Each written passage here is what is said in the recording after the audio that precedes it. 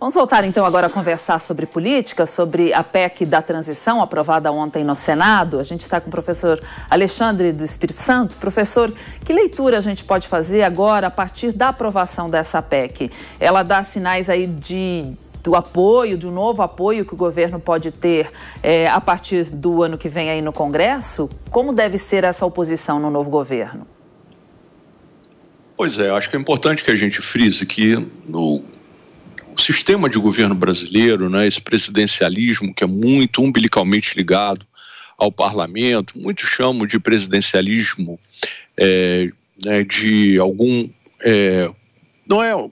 conchavo seria uma palavra ruim, mas uma coalizão entre o presidente e o Congresso.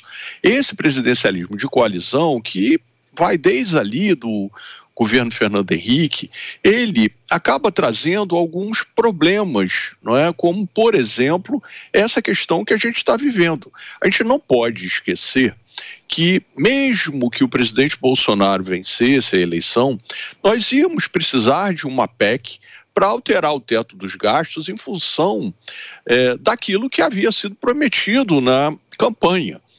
Então, tanto o presidente Bolsonaro quanto o presidente eleito Lula, eles fizeram promessas que precisavam desta PEC. O que aconteceu é que o mercado financeiro, por exemplo, havia trabalhado com um número em torno de 100 bilhões, não é? Aquilo que ele chamou de waiver, perdão. Vamos precisar de 100 bilhões por um ano, que é o ano de 2023.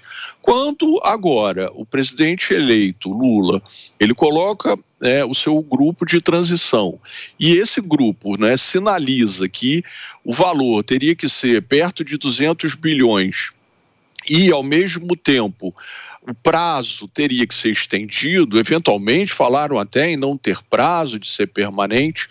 O mercado financeiro, ele torceu o nariz, porque a curva de juros empinou, né, e a expectativa de inflação começa a aumentar. Tanto é verdade que o Banco Central ontem, na sua última reunião de 2022, ele fez um comunicado bastante forte, né, dizendo que está muito atento a essa questão fiscal, porque desta maneira a inflação pode, né, voltar a ser um problema que estávamos debelando.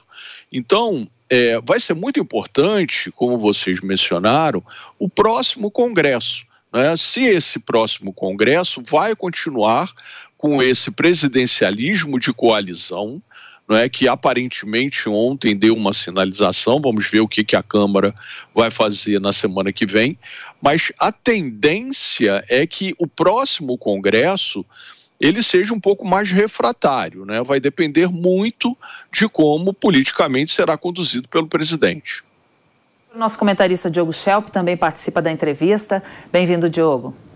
Professor, um dos dispositivos, né, nessa PEC é a obrigação do próximo governo de apresentar um novo arcabouço fiscal até agosto, se não me engano, do ano que vem. Isso indica já de antemão que veremos o fim da regra do teto de gastos e o que pode substituí-la? A pergunta é excelente, porque esse era um dos grandes problemas, né? Eu até venho escrevendo os meus artigos, muito essa questão de sinalizarmos um novo arcabouço fiscal. O teto dos gastos, que foi feito ali pelo governo Temer em 2016, ele no início, ele parecia efetivamente uma proposta bastante interessante, ela funcionou, mas começou depois a ficar com muitas goteiras. E como eu também até brinco com os meus alunos, né, se você quiser colocar uma girafa dentro de um automóvel, você vai precisar ter um teto solar para você poder a girafa furar o teto. É o que está acontecendo, estávamos com muitas girafas. Nesse momento, o teto dos gastos parece que ele cumpriu o seu papel.